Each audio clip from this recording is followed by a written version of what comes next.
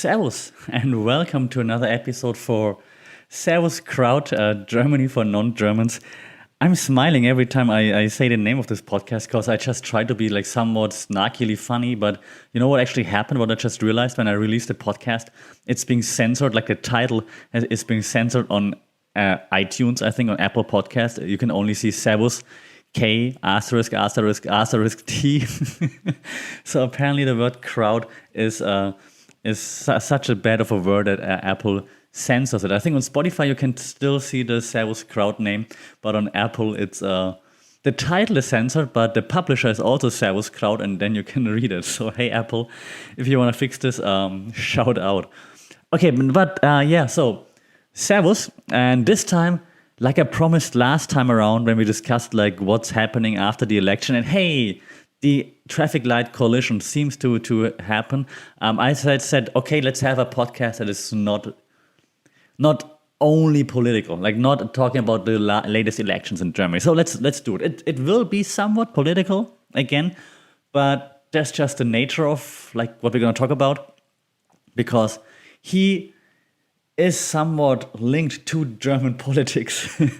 And I promised it last time around, and you might have thought it was a joke. It was not. We gonna have a podcast today about the Hoff.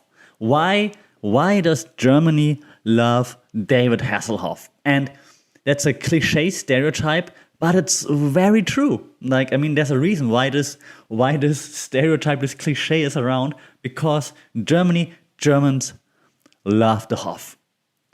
And I mean, the Hoff also embraced Germany, of course, because he's been successful there. So he's like, yeah, sure. And he released singles there. He went on TV shows. Like when I was a kid, the Hoff was on all those morning shows, like those Saturday, Sunday morning shows that my grandma would watch and my mom and so on. And he would come there and sing. And I didn't get it. Like, why is this guy that I know from TV shows, why is he there? But then as you get older and you're like starting to listen to music, you're like, oh yeah, cool, that's catchy. And then you, of course, also sing along with it and so on. But let's take everything just one step at a time. Why do us Germans, why do we love the Hoff?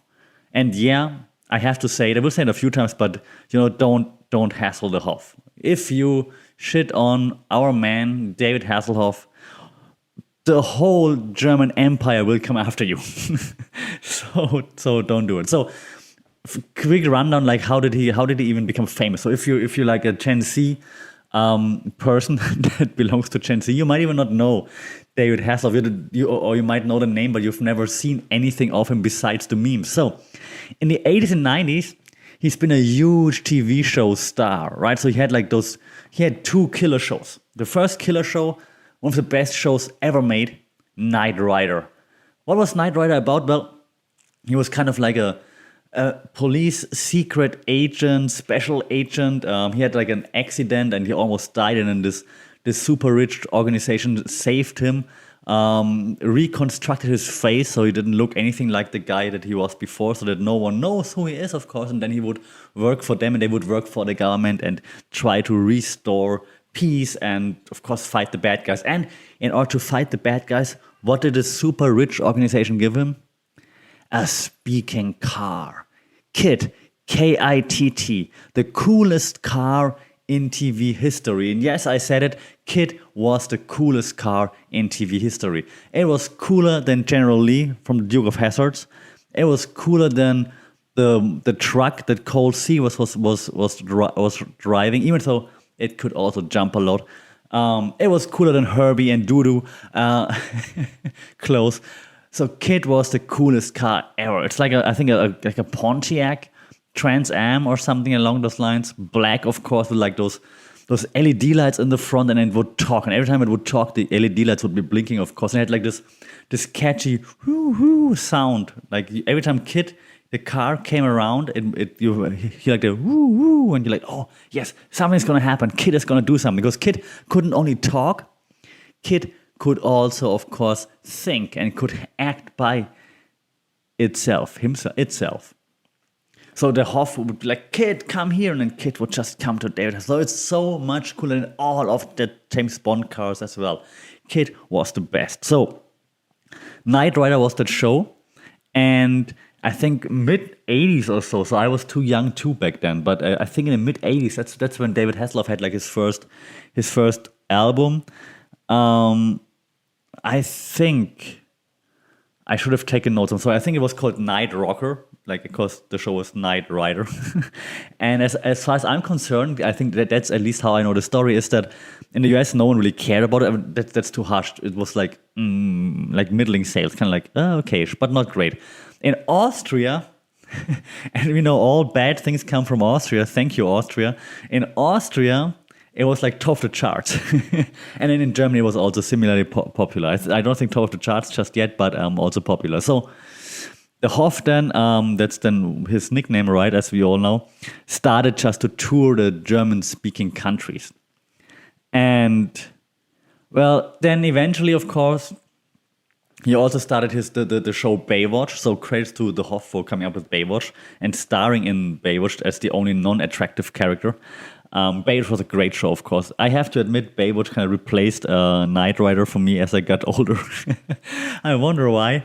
But then also in like I think the end of the 80s, like 80, 87, 88, around that, he then had an album that went top 20, I think, in Germany and Austria. It was called Loving Feelings, I think. Yeah, right? I'm going to check while I'm talking. And the next year, so that established him as like a kind of like, okay, he's a singer. But the next year, he had the chart cracker, the number one hit all across freaking Europe. And it was like, you might not even know that. So the title was Looking for Freedom, right? So I can't sing, unfortunately. I'm about to lose my voice, but it's like, I've been looking for freedom. I've been looking so long. And the thing is, that's not even a new original song. It's a old school, and I have to say the German word now, it's a Schlager. It was from German football, from a football player called Jack White. And it's called Auf der Straße nach Süden, On the Road South. And it's from 1978, and that's what I googled just to be prepared. It's from 1978, and David Hasselhoff's song is from 1988, so 10 years later. So you can see which song came first. And this song goes like, I'm gonna use the German words now. Auf der Straße nach Süden. So it's the same melody. It's not the same lyrics, but it's the same melody. And then David Hasselhoff goes like, I've been looking for freedom, and so on. And then it just topped all the charts. And it was on those morning shows again, and he was there appearing, singing, and me as a little kid just like jumping around with whatever in my hand, saying it's a microphone, and I'm like doing like my best David Hasselhoff impression.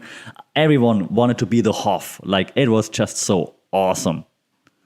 And the cool thing is also actually that this Jack White dude from like Auf der Straße nach Süden, On the Road to South, he then actually produced a Hasselhoff's album. So all good. So it's not stealing or anything. It's just like they then found each other. So it's all good.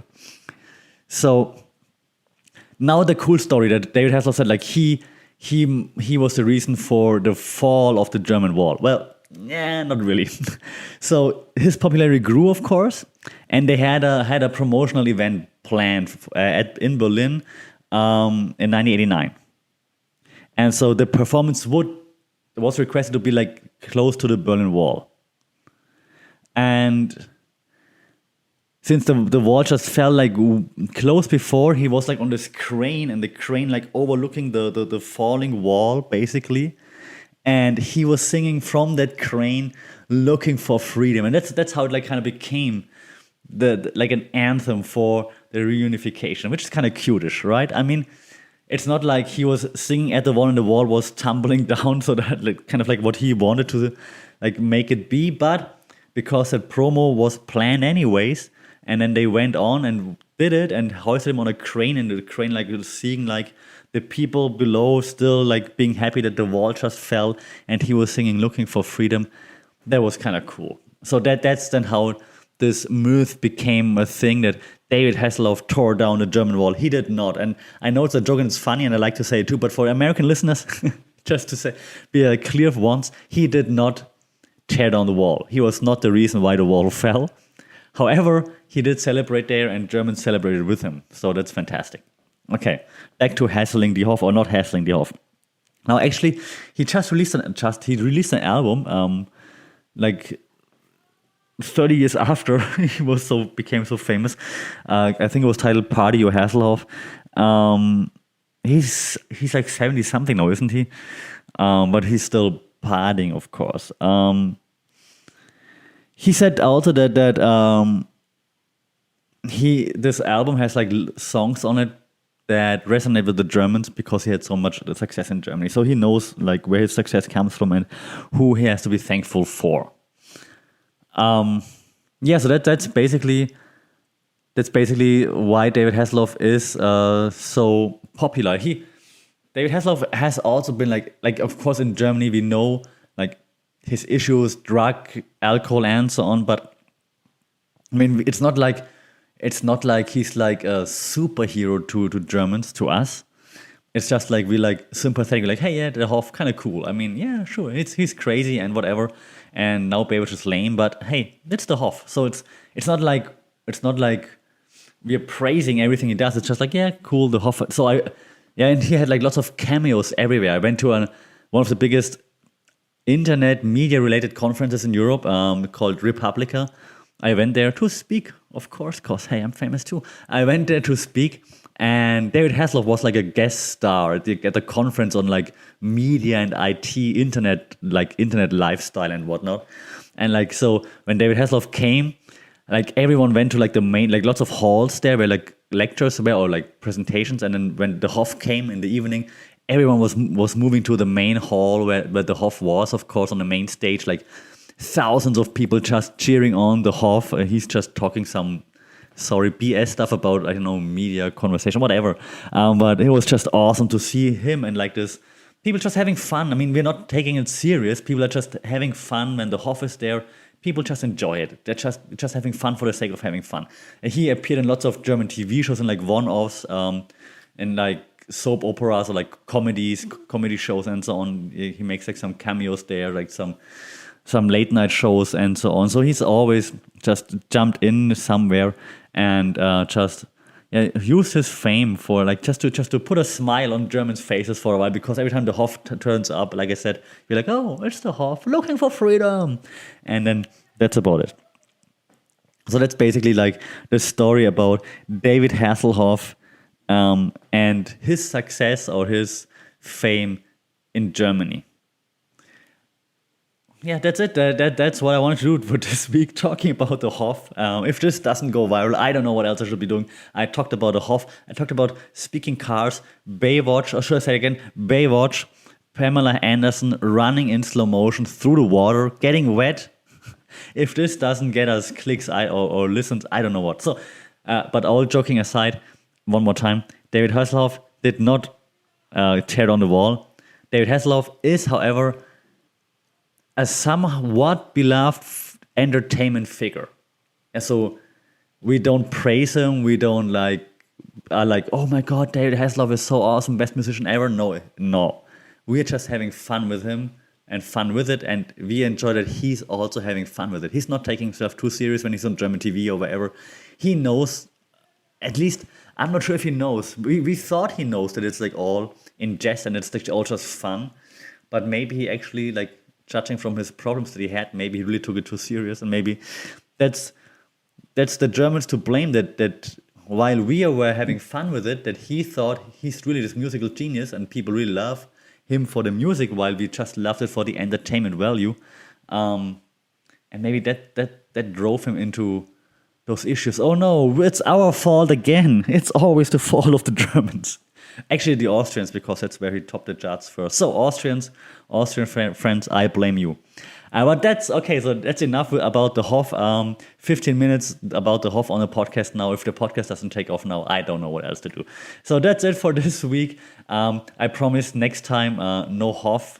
But we're gonna talk about a few more German stereotypes, I think, because ever since I started this podcast, I had lots of questions, and I appreciate them. So keep them coming. But lots of like stereotypical questions about German humor and why we're all so serious, and like all those cliche stereotypes that you think like, don't you know that it's just stereotypes? But maybe it's not, and maybe the Germans that you know, they are all like that. So we're gonna look into that in the next episode. La da da da da. And more music coming soon. No, I'm kidding. I'm not gonna sing. That's it for this week with Servus Kraut. Don't forget to always be looking for freedom and have a great week. And I'm looking forward to talking to you again soon. So that's it for this week, this episode. Thanks for listening. Thanks for joining. Follow, like, share, subscribe, rate the podcast. That would be really cool, because if you rate it, then other people can find it much easier. That's really nice. So thanks for this. Until then, Servus.